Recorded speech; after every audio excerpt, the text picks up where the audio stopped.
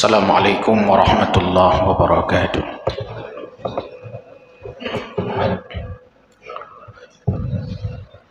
Alhamdulillah, wassalatu wassalamu ala rasulillah wa ala alihi wa sahbihi wa mawalah. Allahumma salli ala sayyidina Muhammad wa ala alihi wa sahbihi wa mawalah. La hawla wa la quwwata illa billah. Allahumma subhanaka la ilma lana illa ma 'allamtana innaka antal alimul hakim. Rabbana zidna ilma warzuqna fahma. Rabbi shrah li sadri wa yassir li amri wahlul 'uqdatam min lisani yafqahu qawli birahmatika ya arhamar rahimin. Hadirin wal hadirat jamaah salat maghrib yang dimuliakan Allah Subhanahu wa taala. Untuk mengisi pengajian kita pada malam yang mulia ini, mari kita lihat beberapa pelajaran dalam Al-Quranul Karim. Di antaranya Allah menginformasikan kepada kita bahwa ada 3 tipologi manusia dalam beribadah. Ada 3 model manusia dalam menyembah Allah. Ada 3 tipologi manusia dalam beribadah. Mana 3 itu? Pertama, kata Allah, ada tipologi manusia dalam beribadah kepada Allah Subhanahu wa taala, dilogolongkan ke dalam zalimul li nafsi, menzalimi diri sendiri. Imam Ibnu Katsir dalam tafsirnya Al-Quranul Azim menyebutkan bahwa yang dimaksud dengan tipologi manusia zalimul li nafsi adalah orang-orang di mana mereka mengerjakan sebagian kewajibannya kepada Allah lalu meninggalkan kewajiban yang lain. Mereka meninggalkan yang diharamkan Allah, tapi mereka melaksanakan apa yang dilarang Allah sebagian yang lain. Ini digolongkan oleh Imam Ibnu Katsir dalam golongan zalimul li nafsi. Orang-orang yang menzalimi, menganiaya diri sendiri. Bahasa sederhana, kalau seandainya ada orang maghrib dia salat, isya dia tinggalkan, zuhur mereka laksanakan, asar mereka biarkan.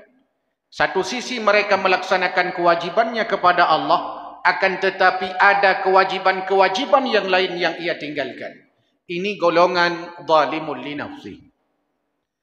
Memang mereka tidak berzina, memang mereka tidak berjudi, tapi makan riba. Memang mereka tidak makan riba, tapi korupsi.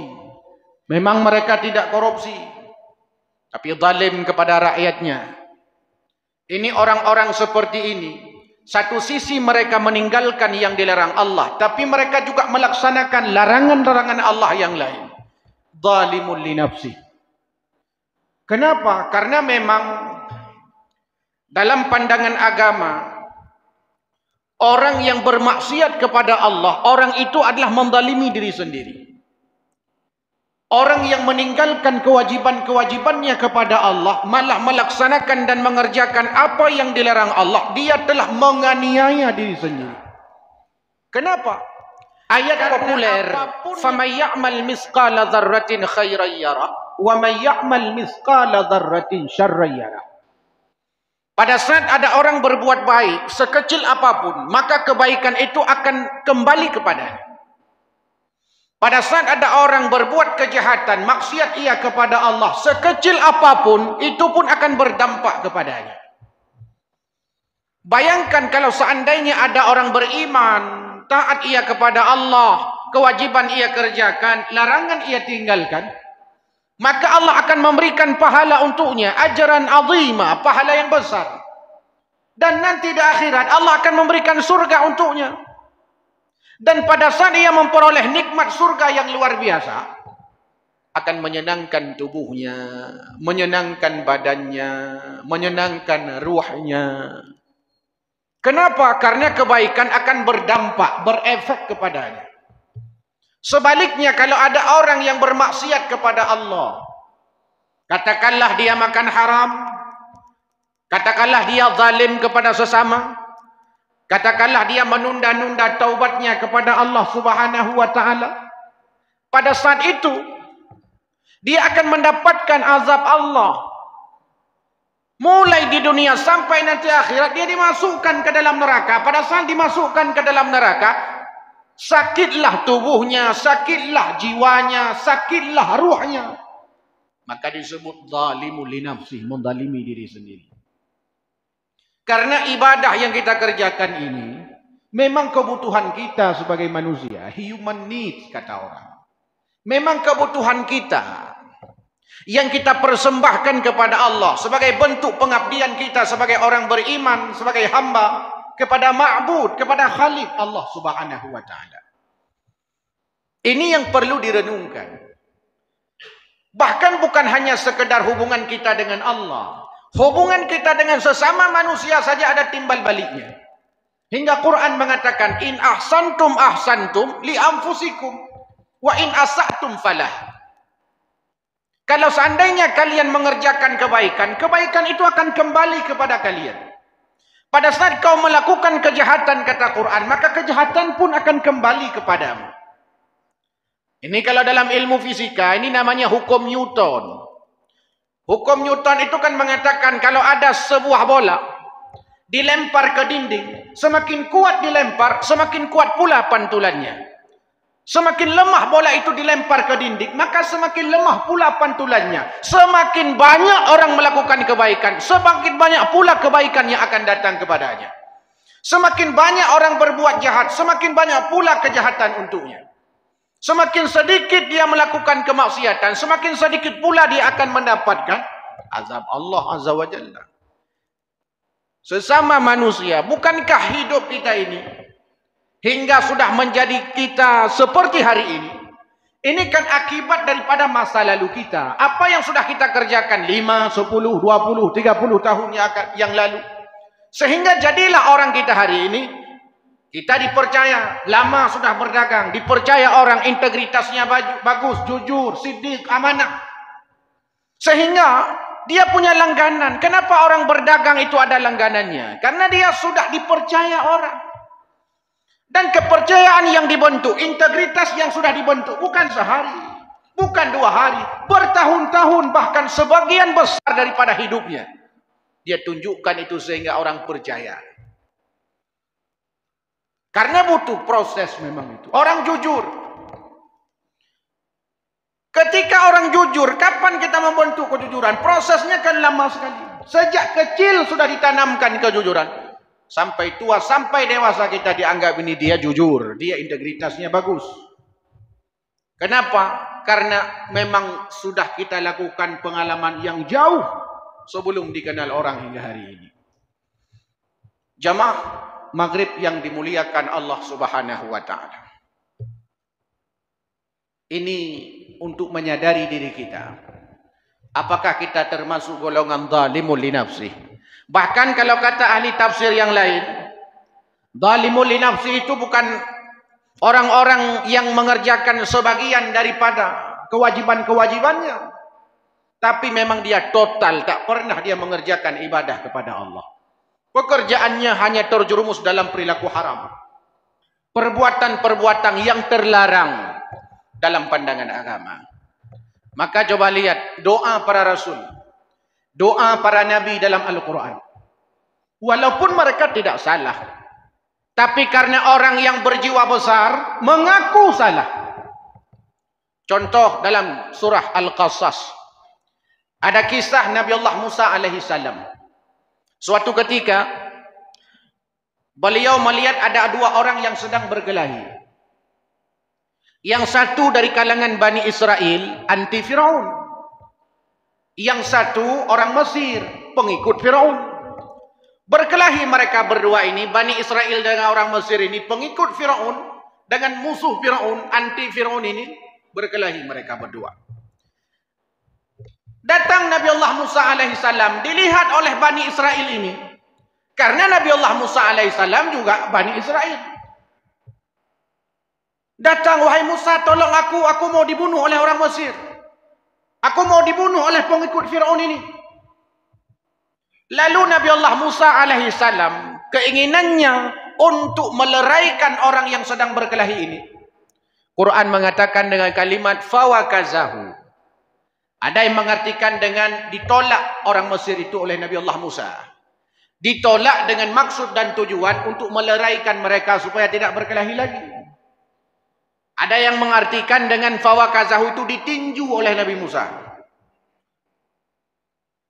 Lalu pada saat ditinju itu oleh Nabi Musa alaihissalam, sekali saja dengan tujuan untuk meleraikan, rupanya pengikut Firaun itu mati. Karena memang ciri identitas Nabi Allah Musa alaihissalam, Quran mengatakan qawiyul amin. Nabi Musa itu salah satu daripada nabi yang perkasa.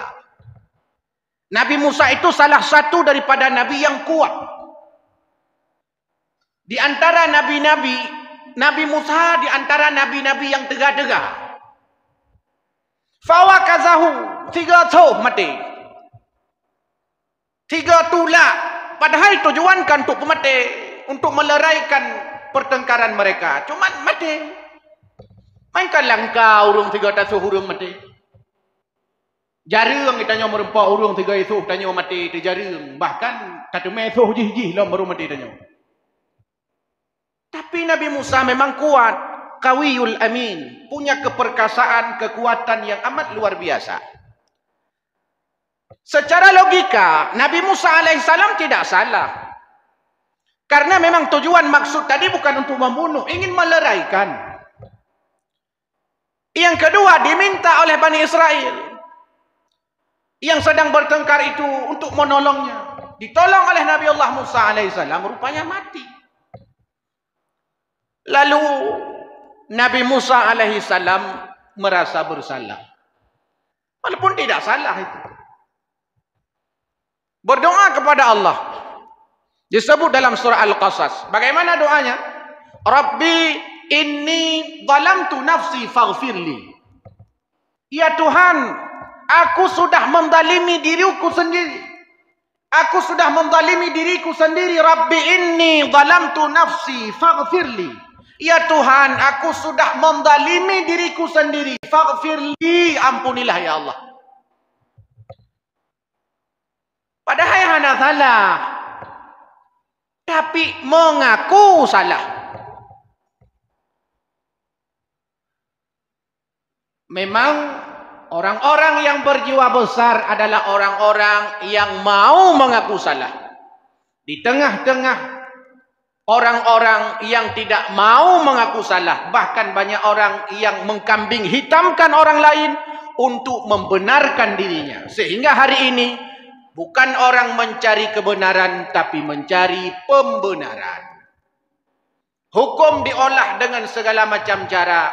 Yang penting seakan-akan nampak benar padahal salah. Ditanya ngan mi yang mentang je kedawa. Baiklah tanya pegah ngaurung. Ngan mi aje kedawa. Tajak upasai tablong ko 3 kilo. Tapedu atu meja hana tatup ipajuh lemi. Bungeh teko mi 7 hura 7 malam. Pakan ipajuh ko tanya. Padahal draw tu salah, tapi tanya tetap han mengaku salah, tetap mi yang salah ya apa je hongkot tanya. Padahal kan draw tu salah, kata belongkot, tak peduk atas meja kan tatup. Tapi nyatanya hana tatup. Karena hana tutup seakan-akan Mia yang salah padahal draw tu yang salah. Mestinya kan Mia talit, draw tu payah talit. Pakon memang draw tu salah, tapi hana tim aku salah. Malah aneh tunggu makanan Mia nyanci engkau. Monya tanya tapuang engkau 3 kilo dari pasai dapat 2 di meja na Mia samping iu le mi hai pajak. Nyan Mia nyan perlihatannya nyan Mia puatom. Sebab Mia pasti pajak karena itu makanannya. Nabi Allah Musa alaihi salam tidak salah. Tapi mengaku salah.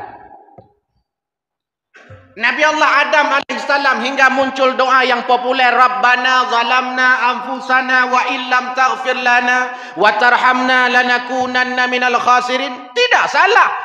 Karena mengaku salah, merasa salah sehingga bermohon kepada Allah, ya Allah kami telah menzalimi diri kami sendiri. Ini orang-orang yang jiwa besar seperti ini. Orang-orang hebat ya seperti ini. Kita sudah jelas-jelas salah. Malah mengkambing hitamkan orang lain untuk membenarkan kesalahan kita. Cari pengikut yang banyak untuk membenarkan kesalahan kita. Jarang ada orang yang mau mengaku salah.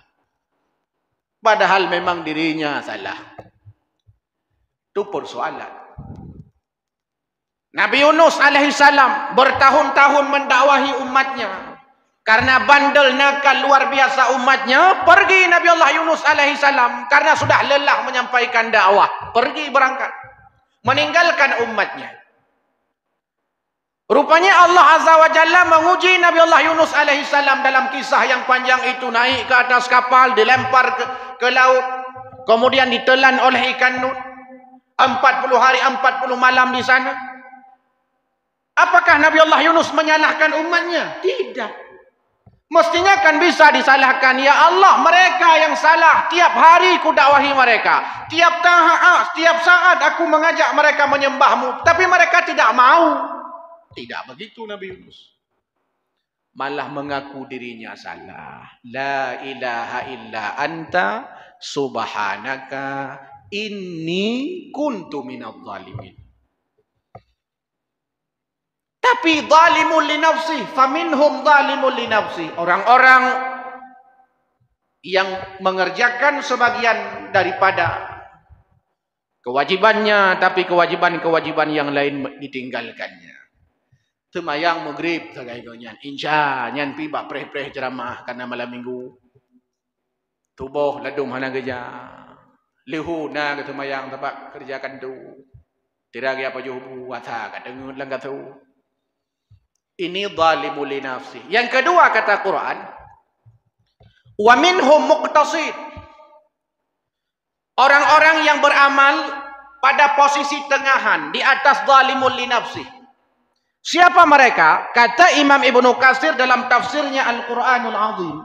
Kelompok yang muqtasid ini adalah orang-orang yang mereka mengerjakan kewajibannya kepada Allah, meninggalkan yang dilarang Allah Subhanahu wa taala. Tapi mereka masih mengerjakan perbuatan-perbuatan makruh. Dan mereka tidak pernah senantiasa membiasakan diri dalam ibadah-ibadah sunat. Ini namanya ibadah orang-orang tengahan, muqtasid.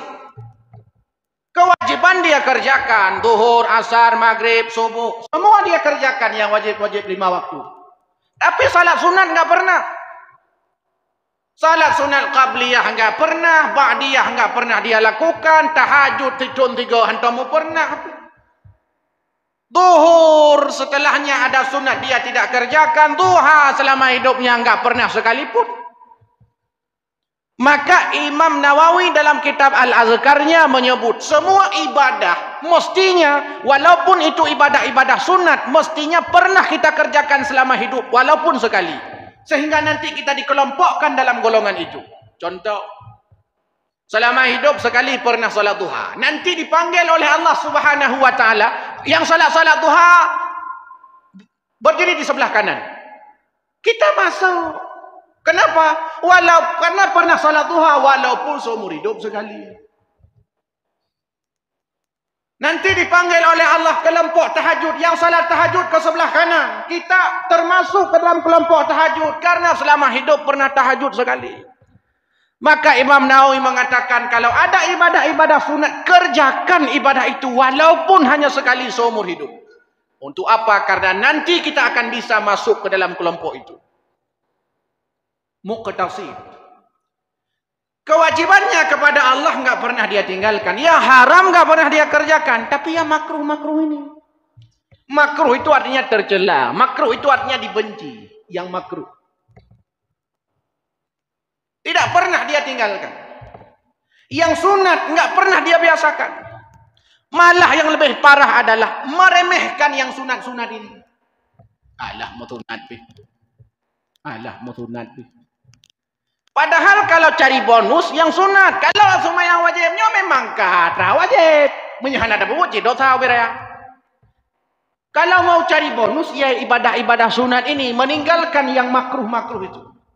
Kita kan sering menyepelekan makruh, sering menyepelekan yang sunat. Kondanya orang tiuri luar ini, tanya apa ni nak kenyan bukti ni tadu ini. Main karena orang jih nak kerja kenal, gak kenal tanya tapi. Yang makruh. Ini muqtasid namanya.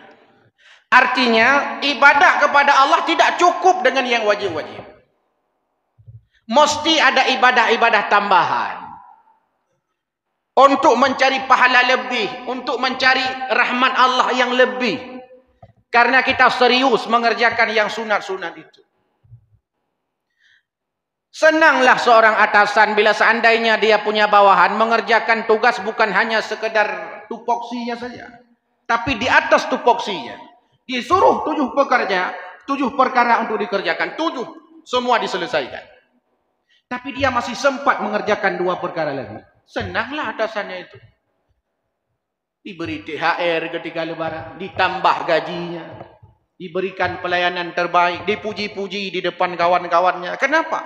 Dia bekerja di atas tupoksi dan pekerjaannya. Muqtasid dalam pandangan Quran. Yang ketiga, ini yang terbaik. Quran mengatakan ada tipologi manusia dalam ibadah. Wa minhum sabiqum bil khairat.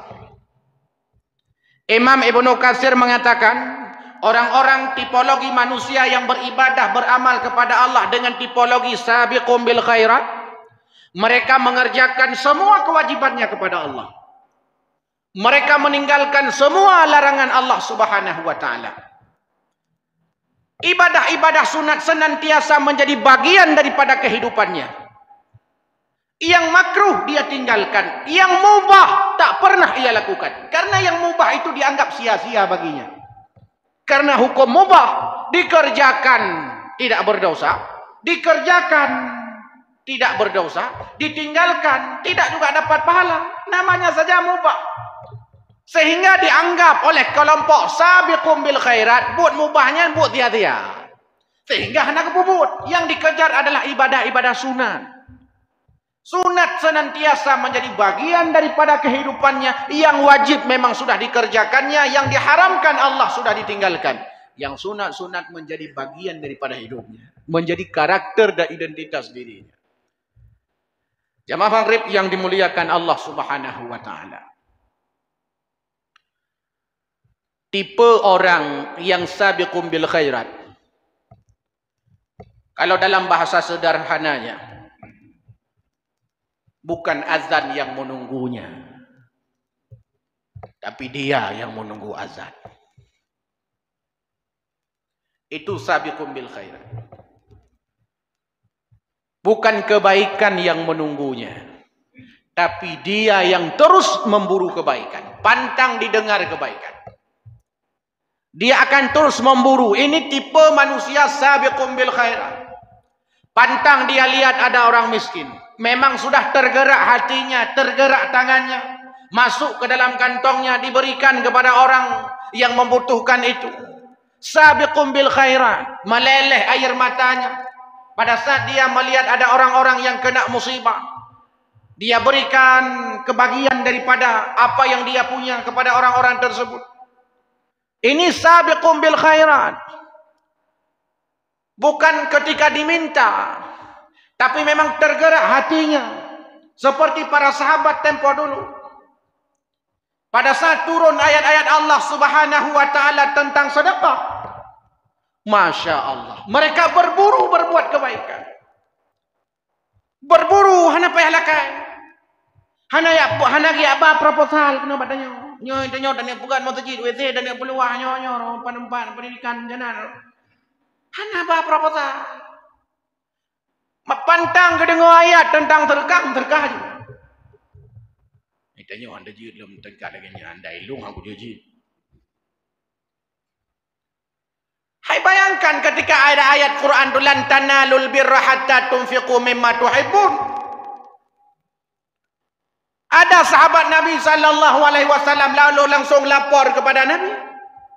Ya Rasulullah, yang paling kucintai adalah kebun yang ada di depan Masjid Nabawi ini. Ingin ku sedekahkan kepadamu. Kata Nabi, jangan kau sedekahkan kepadaku, berikan kepada fakir miskin. Pantang gedengo ayat. Pantang. Abu Bakar As-Siddiq sampai pada saat mendengar perintah-perintah Allah Subhanahu wa taala tentang sedekah, infak dan seterusnya. Dalam sejarah itu mencatat bahawa semua hartanya diberikan di jalan Allah. Sampai Nabi saja heran. Nabi mentang hiruan gedanya berat dalam hiruan dia. Wahai Abu Bakar, kalau semua kau infakkan di jalan Allah ini, apa yang tinggal untukmu, keluargamu? Apa yang tinggal? Allah wa Rasuluhu. Allah dan Rasulnya. Maka hantar je dia tinggalnya. Pani dah je dia. Kita nyo punya mandum daju, tinggal daju 4 daju. Habis daju untuk menyemati anak tahu tanam. Nyo habis daju mandum manik puhi paju. Tapi tanya beda dengan nabi-nabi awal. Nabi-nabi tempo dulu yang mereka peringatkan kepada anak-anaknya, nah kalau nanti aku mati, ma ta'buduna min ba'di. Kalau nanti aku mati, apa yang kau sembah? Itu para rasul. Kalau nanti aku mati kembali kepada Allah, kau masih hidup, ma ta'buduna min ba'di. Apa nanti yang kau sembah? Siapa? Apakah kalian masih menyembah Allah sebagaimana tatkala aku masih hidup? Atau menyembah yang lain? Bukan pertanyaannya ma ta'kuluna min ba'di. Nak, kalau aku mati kau nanti makan apa? Bukan makanan yang dipersiapkan, bukan warisan yang sebanyak-banyaknya yang mereka tinggalkan. Tapi keimanan, ketakwaan, keyakinan ia kepada Allah Subhanahu wa taala. Ini yang perlu ditanamkan kepada anak-anak kita hari ini. Ketika muncul berbagai macam fenomena hari ini, yang fenomena itu mungkin langka, dulu-dulu mungkin jarang kita dengar. Entah pengaruh apa, kadang-kadang pun kita tidak tahu. Sehingga di mana-mana orang takut pergi keluar malam hari. Karena ada orang ada begal, ini itu macam-macam. Kenapa? Pasti yang melakukan itu adalah anak-anak yang bermasalah dalam keluarganya. Anak-anak yang ada hubungan baik dengan ayahnya, ada persoalan baik dengan ibunya, bagus pendidikan dalam keluarganya, pola asuhnya hebat dalam keluarga, tidak mungkin akan terlibat seperti itu. Pasti kalau dicek, anak putuh ikulah, yang kaya tibik ikulah, kadang-kadang guru-guru kaya poh rumah ikulah. Bermasalah ketika dicek, pasti masalahnya di rumah. Maka di sekolah itu yang dibikin apa kajian namanya? Parenting. Dipanggil orang tuanya, diberikan pemahaman oleh guru-guru. Begini cara mendidik anak, begini cara membesarkan anak, begini caranya diberikan ilmu agama kepada anak, begini caranya memberikan perhatian kepada anak. Parenting. Kenapa parenting? Karena masalahnya di parent, di orang tua. Bukan studenting. Bukan teachering. Bukan di guru masalahnya. Bukan di anak itu masalahnya. Mereka kan seperti kain putih. Kata Nabi, kullu mauludan yuladun alal fitrah. Fa'abawahu yuhawidanihi au yunassiranihi au yumajisanihi. Setiap anak yang lahir fitrah Islam baik. Dalam teori barat, setiap anak yang lahir itu dia punya dua potensi, baik buruk. Baik buruk. Dalam pandangan Nabi, setiap bayi yang lahir dia baik. Dia baik. Yang membuat dia rusak, tidak baik, keluar Islam, murtad, yang membuat dia jadi begal, orang tuanya, keluarganya. Apakah dididik di rumah? Bukan. Tidak pernah diasuh, tidak pernah diasah, tidak pernah diberikan pelayanan yang terbaik. Bayangkan para nabi dan para rasul terdahulu. Nabi Yusuf alaihissalam, bayangkan, mimpi saja curhat ke ayahnya. Mimpinya, ayah, ya abati, ra'aitu ahada asyara kaukaba wasyamsa wal qamara ra'aituhum li sajidin. Ayah, tadi malam aku bermimpi 11 bintang, matahari, bulan sujud kepadaku. Apa itu maksudnya ayah? Mimpinya mau diceritakan kepada ayahnya. Apakah? Karena ayah gak hubungan ngani. Ya tanya ayah kadang-kadang dan oh behaja pegah. Di Nabi Yusuf lumpur je pegah abang ayah aku. Tanya dah je pegah abang ayah tentang lumpur pu beglah. Bila kita tampal ayah kan lumpur kayak pegah balung. Lumpur kayak pegah balung kayak nyonyo mendengar pegah. Hidro kata tanya tam mendengar pegah balung. Tata baru mah kulam mendengar pegah balung. Tata babu mendengar pegah balung. Kan lumpur kayak jeda balung. Rupanya tidak dengan Nabi Allah Yaqub alaihissalam. Sehingga mampu diberikan solusi. Ya abati, ya bunayya, kata Nabi Allah Yaqub, la taqsus ru'yaka ala ikhwatika fayakidu laka kaidah. Jangan kau ceritakan mimpi itu kepada abang-abangmu, nanti mereka akan mencelakakanmu. Karena Nabi Allah Yaqub tahu itu tanda-tanda kenabian Yusuf. Hanya juga bagau. Itu kan kelebihan Nabi Allah Yusuf. Ada 11 bintang, matahari, bulan sujud kepadanya, kelebihan. Itanya baiklah bintang bulan mu rumah dah time 7 waduh. Icungok tangai waduh benar. Time rumah tu. Tapi ibu tak belum baje. Itu nak telok-telok belum. Tidak. Setelah tahu anaknya itu orang hebat, apakah disuruh bangga-banggakan di depan orang? Oh kau hebat. Itu kelebihan yang Allah berikan, kau hebat. Jadi cawapres saja. Bukan benar. Kau jadi bupati aja, kau jadi caleg saja ada. Tidak. Di tengah kelebihan yang luar biasa, tapi tidak kau jadi raja saja, kau jadi ini itu saja, kau jadi pejabat. Tidak. Itulah ayah-ayah dulu. Bukan lagi tanyo. Nyo tanyo yang le pada nyo lewe nyo. Dalam khazanah kebudayaan Aceh yang ke jampu nani. Jampu.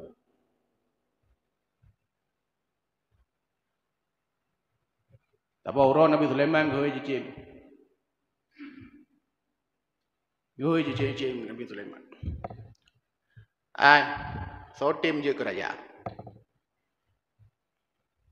Nah jempuk tengah jijim-jijimnya. Wahai tuan ku ampun. Nyompat tiga melung nebuh kerajaan. Sebab tiga melung rupa dah jedah. Lagi ngenggagah membelek-belek mata. Mata jibulat babah mukuit. Cukup musahid jempuk kerajaan. Dia banggakan anaknya. Kemampuan enggak ada. Cuma tampang aja yang bagus. Sehingga burung-burung yang lain setuju dengan jempuknya. Anak setuju. Tu maji tuut berujuk balai hang kutim jike jempuk kerja. Anak mutoto kaya aja laki. Anak mudente kada jaraba. Maji tuut toto beragau anak mutoto laki kerja. Sedangkan dilun ku piyah butau anak tiuro laki kerja. Kalau soal tampang bukan hanya kau, aku juga bagus, aku juga tampan, aku juga cantik.